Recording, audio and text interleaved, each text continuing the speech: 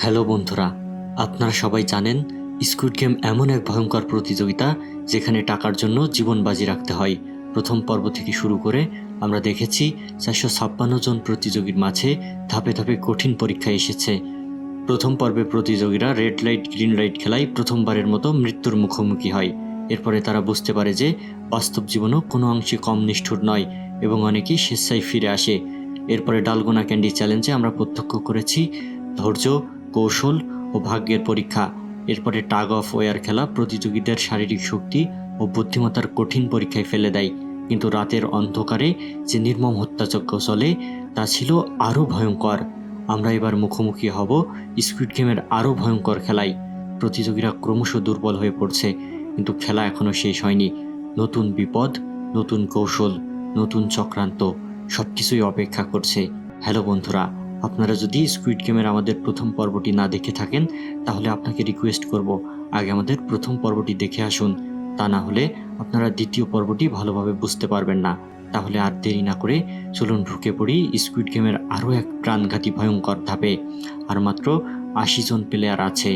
এই গেমের আয়োজকরা জানিয়ে দেয় এবার গ্রুপ আকারে খেলা হবে, তাই সবাইকে 10 মিনিট সময় দেওয়া হয় যেন তাদের পছন্দ মতো গ্রুপ নাম্বার খুঁজে পায়। প্রতিটা গ্রুপে 10 জন করে প্লেয়ার থাকবে। দক্ষু খুবই বুদ্ধিমান, তাই সে তার দলে খুব শক্তিশালী প্লেয়ারগুলো বাছাই করে নেয় আর দুর্বল প্লেয়ার তার দল থেকে বের করে দেয়। মিনিউকে বের করে দিলে সে বলে এর জবাব তাকে দেবে, কিন্তু দক্ষু তার কথাই কোনো পাত্তা দেয় না। এখানে 80 জন প্লেয়ারের 8টা গ্রুপ তৈরি হয়। এর মধ্যে সব থেকে দুর্বল গ্রুপ হলো গিহুনের গ্রুপ। মিনিউ এসে তার গ্রুপে যোগ দেয়। এদিকে বৃদ্ধ ইলনাম তো আছেই, এদিকে আবার আলীর হাতে 2টা আঙুল নেই। এত দুর্বল হওয়া সত্ত্বেও তারা ঈশ্বরের ওপর ভরসা রেখে গেমে জয়ী হওয়ার প্রতিজ্ঞাবদ্ধ হয়। এরপরে গেম সম্পর্কে বিস্তারিত জানিয়ে দেওয়া হয়।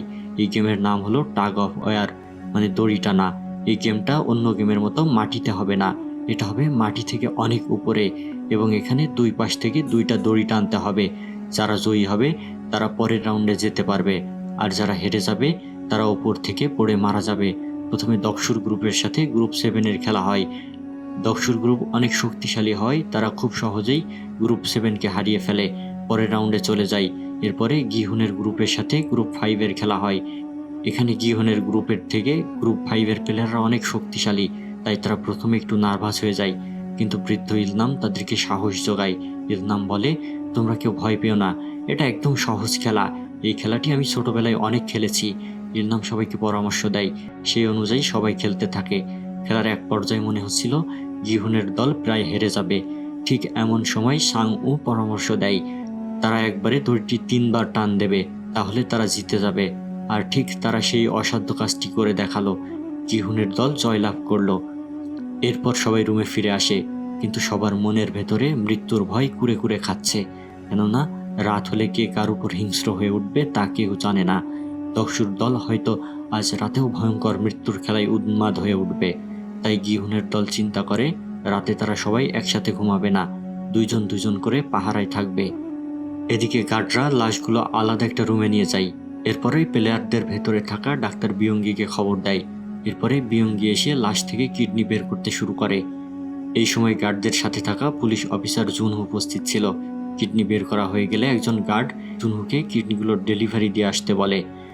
যেই ঘরে এই খেলাটা হচ্ছিল তার পেছনের দিকে একটা সিক্রেট দরজা ছিল, আর এই দরজা দিয়েই কিডনিগুলো ডেলিভারি করা হতো। এদিকে ডাক্তার বিয়ঙ্গি সেখানে থাকা একজন গার্ডকে জিজ্ঞেস করে পরবর্তী খেলা কী হবে। গার্ড তখন পরবর্তী খেলা সম্পর্কে কিছুই জানে না। তখন বিয়ঙ্গি অনেক রেগে যায় এবং গার্ডকে মারধর করে। এরপর সে পালিয়ে যায়। এদিকে জুনহু একটা গার্ডের ওপর গুলি তাক করে, তার ভাইয়ের সম্পর্কে জানতে চায়।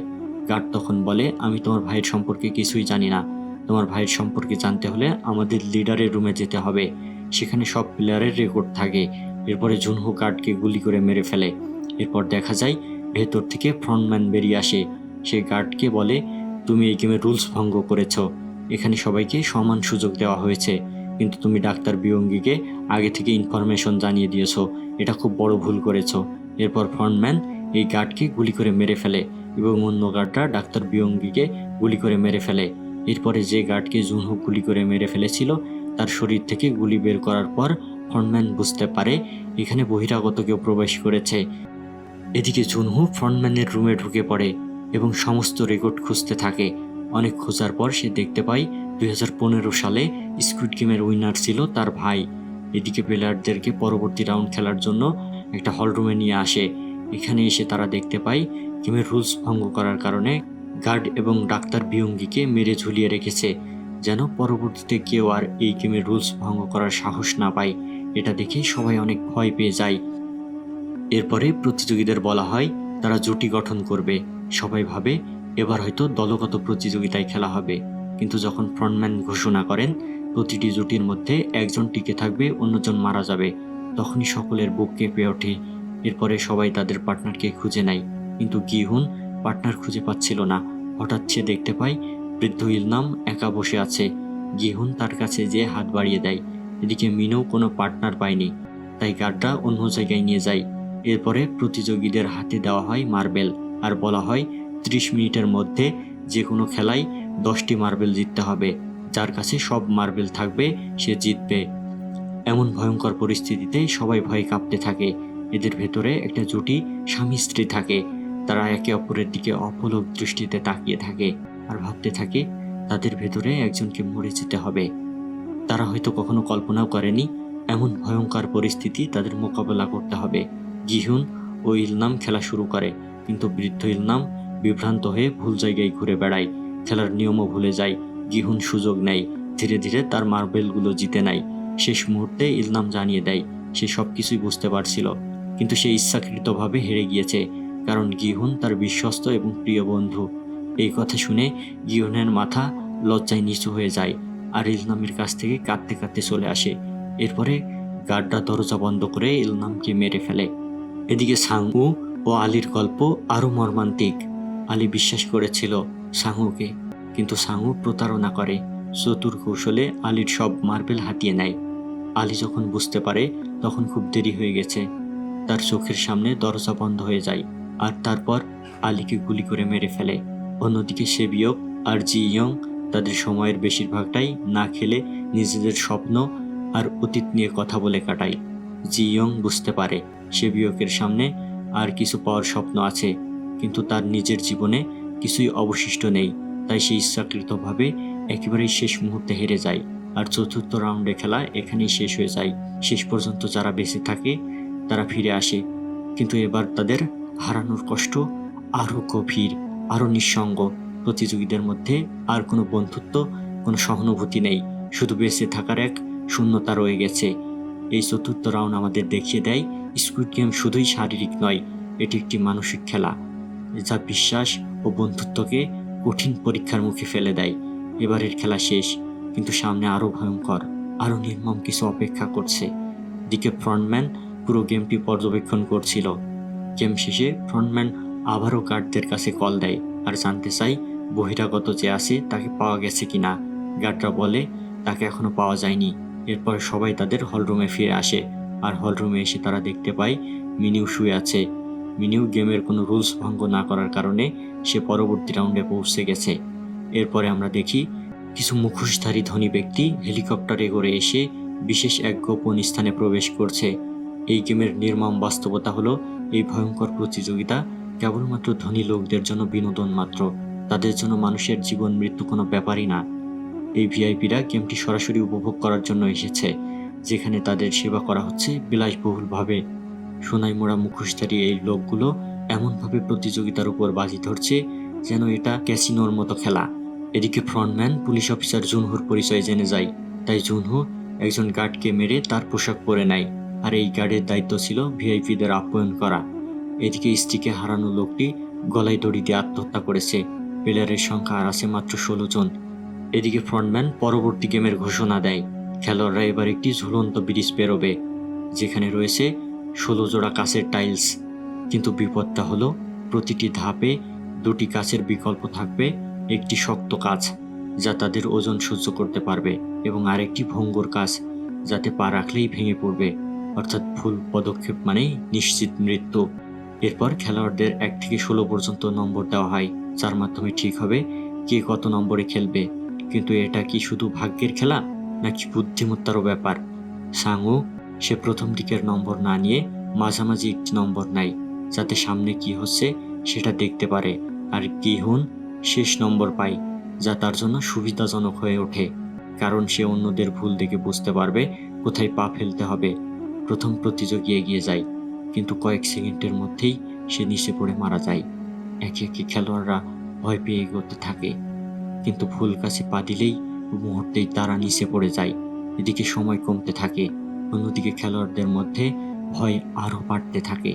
এদিকে নির্মম দক্ষু বুঝতে পারে যে যদি আগে যায় তবে সে মারা যাবে, তাই সে জোর করে অন্যদের সামনে ঠেলে পাঠাতে থাকে। কিন্তু হঠাৎ গল্পে আসে এক টুইস্ট। মিনিউ, যে বরাবরই দক্ষুর ওপর ক্ষুব্ধ ছিল, সে দক্ষুকে শক্ত করে ধরে নিয়ে নিজেও লাফিয়ে পড়ে, অর্থাৎ প্রতিশোধ নিতে সে নিজেকেও মৃত্যুর মুখে ঠেলে দেয়। এরপর এক প্রতিযোগী বুঝতে পারে কাঁচের রং এবং প্রতিফলন দেখে কোনটি ভাঙবে আর কোনটি শক্ত, কিন্তু তখনই ভিআইপিরা গেমটাকে আরও কঠিন করতে বলে এবং আলো নিভিয়ে দেওয়া হয়। অন্ধকারে যখন সবাই দিশেহারা, তখন সেই প্রতিযোগী সাবধানে পার হতে চেষ্টা করছিল, কিন্তু সময় ফুরিয়ে যাওয়ার ভয়ে সাংও ঠান্ডা মাথায় তাকে ধাক্কা দিয়ে ফেলে দেয়, কারণ সে জানতো যদি সে সামনে এগোতে দেরি করে তাহলে সবাই মারা যাবে। কিন্তু এই কাজ দেখিয়ে দিল সে এখন সম্পূর্ণ স্বার্থপর হয়ে গেছে। গিহুন, সেবিয়ক ও সাংউ শেষ পর্যন্ত একসঙ্গে ব্রিজ পার হয়, কিন্তু ঠিক সেই মুহূর্তে সময় শেষ হয়ে যাওয়ার কারণে গ্লাস ব্রিজটি ধ্বংস করে দেওয়া হয়। ফলে কাঁচের টুকরোগুলো ছড়িয়ে পড়ে, আর এক টুকরো কাঁচ গিয়ে আঘাত করে সেবিয়কের শরীরে। সে বুঝতে পারে সে গুরুতর আহত হয়েছে, কিন্তু সে কাউকে কিছু বলে না, কারণ সে জানে সামনে যুদ্ধ আরও কঠিন হতে চলেছে। এখানে ভিআইপিদের আগমনে বোঝা যায় তারা কেবল সাধারণ মানুষের জীবন নিয়ে খেলা করে। অন্যদিকে গ্লাস ব্রিজের খেলা ছিল এক নির্মম ভাগ্যের পরীক্ষা, যেখানে কেউ ধোঁকা দিয়ে, কেউ কৌশল দিয়ে, কেউ বা আত্মত্যাগ করে বেঁচে থাকার চেষ্টা করেছে। এরপরে জুনহোকে একজন ভিআইপির ভেতরের রুমে নিয়ে যায় এবং তার সাথে খারাপ কিছু করার চেষ্টা করে। জুনহো তখন তার কপালে গুলি ধরে এবং তাকে অজ্ঞান করে ওখান থেকে পালিয়ে যায়। এদিকে ফ্রন্টম্যান খবর পেয়ে সাথে সাথে সেখানে চলে আসে। সেখানে এসে দেখতে পাই জুনহো গোপন সুড়ঙ্গ দিয়ে পালিয়ে যাচ্ছে। এরপর জুনহো নদীতে ঝাঁপ দেয়। এদিকে ফ্রন্টম্যান এবং গার্ডরা একটা স্পিডবোট নিয়ে জুনহোর পিছনে ধাওয়া করে। এরপরে জুনহো একটা দ্বীপে ওঠে, তার কাছে থাকা সকল প্রমাণ সে উপরের পুলিশ অফিসারের কাছে পাঠিয়ে দেয়। এদিকে ফ্রন্টম্যান সেখানে চলে আসে আর জুনহো সেখান থেকে পালিয়ে যায়। এক পর্যায়ে সে দ্বীপের কিনারায় চলে আসে, তার সামনে সমুদ্র আর পেছনে ভয়ঙ্কর ফ্রন্টম্যান, আর গার্ডরা তার দিকে গুলি তাক করে রয়েছে। বেঁচে থাকার আর কোনো পথ নেই। এমন সময় জুনহো তার গান বের করে গার্ডদের দিকে তাক করে, কিন্তু ফ্রন্টম্যান সামনের দিকে এগিয়ে যায় আর জুনহো গুলি চালিয়ে দেয়। কিন্তু তখনই ঘটে গল্পের সবচেয়ে চাঞ্চল্যকর মুহূর্ত। ঠিক তার সামনে এসে দাঁড়ায় ফ্রন্টম্যান এবং ফ্রন্টম্যান ধীরে ধীরে তার মুখোশ খুলে ফেলে। আর যা দেখা যায় তা পুরো গল্পের মোড় ঘুরিয়ে দেয়। ফ্রন্টম্যান আর কেউ নয়, জুনহোর নিজেরই বড় ভাই ইনহো, যে এতদিন ধরে নিখোঁজ ছিল। সেই আসলে এই ভয়ঙ্কর গেমের মূল পরিচালক। জুনহো হতবাক হয়ে যায়। সে ভাবতেই পারেনি তার ভাই এতদিন বেঁচে ছিল এবং এই নিষ্ঠুর গেম পরিচালনা করছিল। সে ফ্রন্টম্যানকে বলে, ভাই, এটা বন্ধ করো। কিন্তু ইনহো কোনো দ্বিধা ছাড়াই তার দিকে বন্দুক তাক করে এবং একটি গুলি করে, যেটা লাগে জুনহোর বুকে। সে ধীরে ধীরে পানিতে পড়ে যায়। তার মৃত্যু নিশ্চিত কিনা আমরা জানি না, কিন্তু আপাত দৃষ্টিতে মনে হয় গল্প এখানেই শেষ। এরপর তিনজনকে নিয়ে যাওয়া হয় একটি বিলাসবহুল ডিনার টেবিলে। এখানে প্রতিযোগীদের সামনে পরিবেশন করা হয় এক বিশাল স্টেক, সঙ্গে একটা ছুরি। কিন্তু কেন? এটা কি শুধু খাওয়ার জন্য, নাকি এই ছুরির আসল অন্য কোনো উদ্দেশ্য রয়েছে? এটা পরিষ্কার যে গেমের আয়োজকরা চায় শেষ খেলার আগেই প্রতিযোগীরা একে অপরকে মারার সুযোগ পাক। তিনজনই টেবিলে বসে খেতে থাকে, কিন্তু তাদের চোখে মুখে আতঙ্ক স্পষ্ট। কেউ কাউকে বিশ্বাস করতে পারছে না। ডিনারের পর তিনজনকে একটি বিশাল ঘরে রাখা হয়। সবার হাতে রয়েছে ছুরি, কিন্তু কে কাকে প্রথম আক্রমণ করবে? গিহুন বুঝতে পারে সেবিউকের অবস্থা খুবই খারাপ। সে তার পাশে বসে তাকে সাহায্য করার চেষ্টা করে, কিন্তু সাংউ পুরো সময় ঠান্ডা মাথায় বসে থাকে, যেন সে একটা সুযোগের অপেক্ষায়। গিহুন আর সেবিউককে বলে তারা দুজন মিলে সাংউকে হারিয়ে দেবে। এরপর এখানকার টাকাগুলো দুই ভাগ করে তারা বাড়ি ফিরে যাবে। সেবিউক গিহুনকে বলে, এত টাকা দিয়ে কি করবা? গিহুন বলে, যারা আমার কাছে টাকা পায় আমি সবাইকে পরিশোধ করে দেব, আর আমার মায়ের জন্য একটা মার্কেট তৈরি করে দেব। সব শেষে আমি একজন আদর্শবান বাবা হব। এরপর গিহুন সেবিয়ককে বলে, তুমি এত টাকা দিয়ে কি করবা? সেবিয়ক বলে, তার ভাইকে অনাথ আশ্রমে রেখে এসেছে এবং এখান থেকে টাকা জিতে সে একটা বাড়ি কিনবে এবং তার ভাইকে অনাথ আশ্রম থেকে নিয়ে আসবে। এরপর সেবিয়ক গিহুনকে বলে, আমাদের মধ্যে যে জিতে বাড়ি ফিরবে সে আরেকজনের পরিবারের খেয়াল রাখবে। গিহুন তার কথা মেনে নেয়। এমন সময় সেবিয়ক ঢলে পড়ে যায়। গিহুন ভাবে যদি সে বাইরে গিয়ে গার্ডদের ডাকতে পারে তবে হয়তো সেবিয়ককে বাঁচানো সম্ভব। সে দরজার কাছে গিয়ে সাহায্য চায়, কিন্তু ঠিক তখনই গিহুন যখন ফিরে আসে তখন সে দেখে সেবিয়কের নিথর দেহ পড়ে আছে এবং সাঙ্গুর হাতে রক্ত ভিজে আছে। হ্যাঁ, সাঙ্গু সেবিয়ককে ঠান্ডা মাথায় খুন করেছে, কারণ সে জানে শেষ গেমে কেবল দুজন খেলতে পারবে। গিহুন ক্রোধে ফেটে পড়ে। গিহুন সাঙ্গুকে ছুরি দিয়ে আঘাত করতে যায়, তখন গার্ডরা তাদেরকে ঠেকিয়ে দেয়। এদিকে গার্ডরা সেবিয়কের মৃতদেহ সরিয়ে নেয়। এখানেই বোঝা যায় এই গেমে মানবতা বলতে আর কিছুই নেই, বরং কে সবচেয়ে নির্মম হতে পারে সেটাই নির্ধারণ করবে কে বেঁচে থাকবে। গিহুন এবং সাঙ্গু ফাইনাল গেমের জন্য প্রস্তুত। তারা দুজনই ক্লান্ত, আহত এবং মানসিকভাবে বিধ্বস্ত। চারপাশে মৃত প্রতিযোগীদের পোশাক ও রক্তে ভেজা মাটি তাদের মনে করিয়ে দেয় এটি বেঁচে থাকার শেষ সুযোগ। ফ্রন্টম্যান ঘোষণা দেয় শেষ যে খেলাটা হবে তার নাম স্কুইড গেম, যা কোরিয়ার জনপ্রিয় শিশুদের খেলা। তবে এবার এই গেমটি শুধু শারীরিক দক্ষতার নয়, বরং মানসিক শক্তিরও পরীক্ষা। স্কুইড গেম খেলার নিয়ম হলো একজন আক্রমণকারী এবং অপরজন প্রতিরক্ষাকারী। একজনকে নির্দিষ্ট পথ অনুসরণ করে গেমের শেষ অংশে পৌঁছাতে হবে। অন্যদিকে অপরজনের কাজ হবে যে কোনো মূল্যে তাকে থামানো। যে প্রতিরক্ষাকারী হবে সে যদি আক্রমণকারীকে নির্দিষ্ট লাইনের বাইরে তাকে ধাক্কা দিয়ে ফেলে দিতে পারে তাহলে সে জয়ী হবে। আবার যদি আক্রমণ করে প্রতিরক্ষাকারীকে পরাজিত করে লাইন বরাবর নির্দিষ্ট স্থানে পৌঁছাতে পারে তাহলে সে জয়ী হবে। এটাই হলো স্কুইড গেমের নিয়ম। গিহুন আক্রমণকারী এবং সাং-উ প্রতিরক্ষাকারী। গিহুনকে নির্দিষ্ট পথ অনুসরণ করে গেমের শেষ অংশে পৌঁছাতে হবে। অন্যদিকে সাং-উর কাজ হবে যে কোনো মূল্যে তাকে থামানো। গেম শুরু হতেই দুই বন্ধু একে অপরের বিরুদ্ধে লড়াই শুরু করে। গিহুন প্রথমে হাতে এক মুঠো বালি তুলে নেয়, অন্যদিকে সাং-উ তার ছুরি বের করে নেয়। সাং-উ ছুরি দিয়ে আঘাত করতে গেলে গিহুন তার চোখে বালি ছুঁড়ে মারে।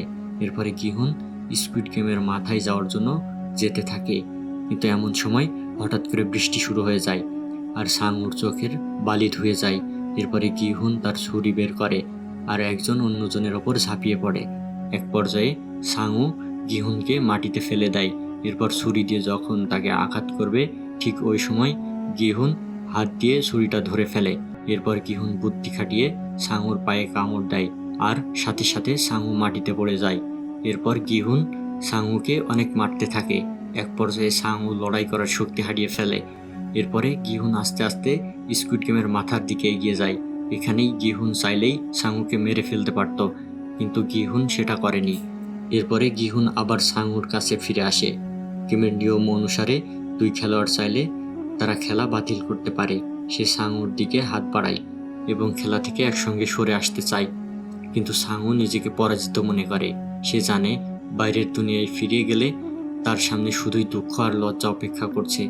তাই গিহুনকে বলে, আমার মাকে দেখাশোনা করবা। এরপর সে নিজেই নিজের গলায় ছুরি চালিয়ে আত্মহত্যা করে। গিহুন অপলক দৃষ্টিতে সাং-উর নিথর দেহের দিকে তাকিয়ে থাকে আর বন্ধু সাং-উকে জড়িয়ে ধরে কাঁদতে থাকে। এরপর গেমের নিয়ম অনুসারে সে বিজয়ী হয়। এরপর গিহুনকে অজ্ঞান করে চোখ বেঁধে একটি গাড়িতে করে শহরে নামিয়ে দেওয়া হয়। সে যখন চোখ খুলে তখন সে দেখতে পারে তার সঙ্গে একটা ব্যাংক কার্ড রয়েছে যেখানে 45.6 বিলিয়ন ওন জমা রয়েছে। গিহুন এত বিপুল পরিমাণ টাকা জিতার সত্ত্বেও তার মনে কোনো আনন্দ ছিল না। গিহুন মানসিকভাবে একেবারেই ভেঙে পড়েছিল। এরপর সে যখন বাড়ি ফিরে আসছিল সাং-উর মায়ের সঙ্গে তার দেখা হয়। এরপর সাং-উর মা গিহুনকে একটা বাজারের ব্যাগ দেয়, এটা তার বাড়ি নিয়ে যেতে বলে, কারণ গিহুনের মা অসুস্থ। এরপর সাং-উর মা আরও বলে, আমার সাং-উর সাথে কি তোমার দেখা হয়েছে? গিহুনের তখন আর মুখ দিয়ে কথা বের হয় না, কারণ এই কথার জবাব দেওয়ার মতো সাহস তখন গিহুনের ছিল না। এরপর সে সরাসরি বাড়ি ফিরে আসে, কিন্তু ঘরে ঢুকে দেখতে পায় তার মা মরে বিছানাতে পড়ে আছে। তার এত টাকা জয়ের কোনো অর্থই আর রইল না, কারণ যার জন্য সে বেঁচে থাকতে চেয়েছিল সে আর পৃথিবীতে নেই। গিহুন তার মায়ের জন্য অনেক কান্না করে। তার মায়ের এই মৃত্যুতে সে আরও মানসিকভাবে ভেঙে পড়ে। এরপরে গিহুন 1 বছর একাকী জীবনযাপন করে। এত টাকা থাকলেও সে তা ব্যবহার করে না। তার দাড়ি বড় হয়ে গেছে, চেহারায় হতাশার ছাপ। এক বৃদ্ধ মহিলা তার কাছে এসে ফুল বিক্রি করতে আসে। এরপর মহিলা চলে গেলে গিহুন খেয়াল করে ফুলের সাথে স্কুইড গেমের একটা লোগো লাগানো রয়েছে, আর তাতে একটা ঠিকানা লেখা। সেখানে তাকে যেতে বলা হয়েছে। এরপর গিহুন সেখানে গিয়ে দেখে ইলনাম নামের প্লেয়ার বেঁচে আছে, সেই গেমের মূল আয়োজক। ইলনাম গিহুনকে বলে, আমরা ধনী মানুষটা সব কিছু পেয়ে গেছি, কিন্তু জীবন তবুও বিরক্তিকর, তাই আমরা মজা পাওয়ার জন্য এই গেম বানিয়েছি। সে আরও বলে, দরিদ্র ও বিত্তবানদের মধ্যে পার্থক্য হলো দুজনের জীবনই ক্লান্তিকর, কিন্তু টাকার অভাব থাকলে জীবন আরও কঠিন হয়ে যায়। গিহুন হতবাক হয়ে যায়। সে বুঝতে পারে যে এত মানুষের জীবন কেবলমাত্র কিছু ধনীদের বিনোদনের জন্যই নষ্ট হয়েছে। এরপর ইলনাম মারা যায়। এরপর গিহুন সিদ্ধান্ত নেয় সে নতুন জীবন শুরু করবে। এরপর সে সেলুনে গিয়ে চুল দাড়ি কেটে ফেলে আর চুলে কালার করে তার লুক চেঞ্জ করে ফেলে। এরপর সে সেবিওকের দেওয়া কথা মতো তার ভাইকে অনাথ আশ্রম থেকে নিয়ে আসে, কিন্তু তার এই ছোট ভাইকে দেখাশোনা করার মতো কেউ নেই। গিহুন তখন চিন্তা করলো সাংউ মারা যাওয়ার কারণে তার মা একা হয়ে গেছে। তাই গিহুন সেবিওকের ভাইকে সাংউর মায়ের কাছে দিয়ে আসে আর একটা বড় ব্যাগ দেয়। গিহুন চলে গেলে সাংউর মা ব্যাগ খুলে দেখতে পায় ব্যাগ ভর্তি টাকা। তখন সাংউর মা অবাক হয়ে যায় আর ব্যাগের ভেতর একটা চিরকুটে দেখতে পায়। চিরকুটে লেখা ছিল তার ছেলে সাংউর কাছ থেকে এই টাকাগুলো ধার নিয়েছিল। গিহুন, সাংউ এবং সেবিওকের দেওয়া কথা রেখেছে। এখন গিহুন তার মেয়ের সাথে দেখা করার জন্য আমেরিকা যাবে। গিহুন এয়ারপোর্টে আসে। এরপর সে দেখতে পায় যে লোক তাকে অসহায়ত্বের সুযোগ নিয়ে স্কুইড গেম খেলার জন্য প্রলুব্ধ করেছিল, আজ ঠিক একইভাবে অসহায় একজনকে স্কুইড গেম খেলার জন্য প্রলুব্ধ করছে। এটা দেখার পর গিহুন লোকটাকে ধরার জন্য তার দিকে দৌড়ে যায়, আর তখন লোকটা টেনে উঠে চলে যায়। এরপর গিহুন অসহায় লোকটার কাছ থেকে কার্ডটা কেড়ে নেয় আর তাকে বলে সে যেন কখনো এই ভয়ঙ্কর গেমের দিকে পা না বাড়ায়। এরপর কার্ডে থাকা নাম্বারে গিহুন ফোন দেয় আর তাদের বলে, আমি জানি তোমরা কারা আর তোমাদের উদ্দেশ্য কি, আমি তোমাদের ছাড়বো না। ফোনের ওপারে যে কথা বলছিল সে গিহুনকে বলে, প্লেয়ার নাম্বার 456, যদি নিজের জীবনের প্রতি বিন্দু পরিমাণ মায়া থাকে তাহলে আমাদের সাথে লাগতে এসো না, প্লেনে উঠে নিজের গন্তব্যে চলে যাও। এরপর গিহুন ফোন কেটে দেয় আর সিদ্ধান্ত নেয় সে মেয়ের সাথে দেখা না করে আবার সে গেমে ফিরে যাবে। আর স্কুইড গেম সিজন 1 এখানেই শেষ হয়। হ্যালো বন্ধুরা, জীবন মৃত্যুর এক ভয়ঙ্কর খেলায় 456 জন প্রতিযোগী এসেছিল নতুন শুরু করার আশায়, কিন্তু ধীরে ধীরে সেই আশা পরিণত হয় এক নির্মম বাস্তবতায়। বন্ধুত্ব, বিশ্বাসঘাতকতা, লোভ, বেঁচে থাকার তীব্র আকাঙ্ক্ষার এই লড়াইয়ে একমাত্র গিনহুই টিকে থাকে। কিন্তু সে কি সত্যিই জয়ী? গেমের অন্তর্নিহিত সত্য যখন প্রকাশ পায় এটি ধনী মানুষের নির্মম বিনোদনের একটি অংশ, তখন গিনহু উপলব্ধি করে তার যাত্রা এইখানেই শেষ নয়। অর্থ জিতলেও সে নিজের আত্মা হারিয়েছে, আপনজনদের হারিয়েছে, এবং সবচেয়ে বড় কথা, মানবতার বিরুদ্ধে এই অন্যায় থামানোর জন্য সে এখনো বেঁচে আছে। বন্ধুরা, সেই দৃশ্যে আমরা দেখি গিহুন প্রতিশোধের সংকল্প নেয়। সে তার অতীতকে পেছনে ফেলে নতুন এক যুদ্ধের জন্য তৈরি হয়। তার যাত্রা কি শেষ হবে নাকি এক নতুন অধ্যায়ের শুরু হবে? এই প্রশ্নের উত্তর দেবে স্কুইড গেম সিজন 2। হ্যালো বন্ধুরা, স্কুইড গেম সিজন 1 যদি আপনাদের ভালো লেগে থাকে অবশ্যই কমেন্ট করে জানাবেন। যদি আপনাদের যথেষ্ট সাড়া পায় তাহলে আমরা অবশ্যই স্কুইড গেম সিজন 2 এর প্রতিটি চরিত্রের মনস্তাত্ত্বিক বিশ্লেষণ এবং প্রতিটি দৃশ্যের গভীর অর্থ এবং প্রতিটি রহস্যময় দৃশ্যের গভীরতর ব্যাখ্যা নিয়ে আপনাদের সামনে হাজির হব। সবাই ভালো থাকবেন।